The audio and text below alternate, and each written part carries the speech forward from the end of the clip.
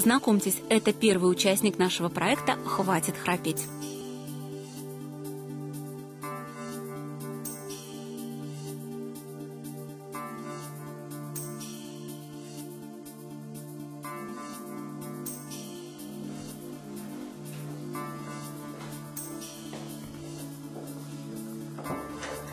Храп уже довольно давно, можно сказать.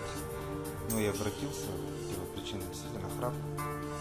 И уже пора, видимо, что-то делать с этим. Ну и как бы жена посоветовала. Все мешает, конечно. Храп неприятно. Феликс решил обратиться за профессиональной помощью по совету супруги. А когда всерьез задумался о своем храпе, понял, что проблема не так банальна, как может показаться.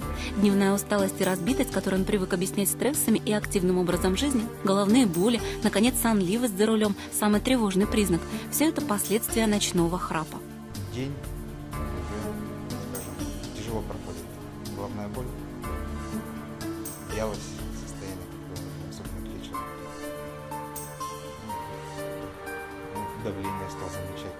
Я начал сам наблюдаться, у меня давление утром, вечером повышенное давление. Как стало ясно уже из первого разговора с Феликсом, он пришел совершенно не зря.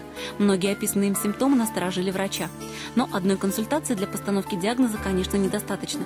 Чтобы вернуть здоровый крепкий сон, необходимо провести диагностическое обследование. Причем делать это нужно ночью, во время сна. Врач предлагает Феликсу провести респираторный мониторинг.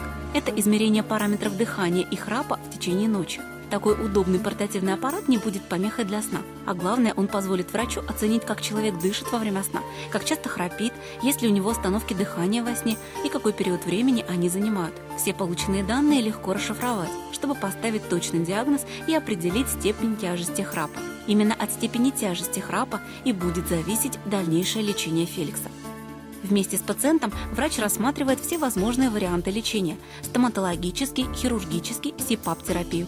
По результатам предварительной консультации у нашего участника легкая степень храпа, нормальный вес и диаметр шеи также в норме. То есть Феликсу будет назначен внутриротовой аппарат. Эффективный способ лечения храпа и апноэ легкой и средней степени тяжести. Но подождем результатов диагностики. Узнал очень много интересного. Наверное, если бы раньше знал, то раньше бы обратился.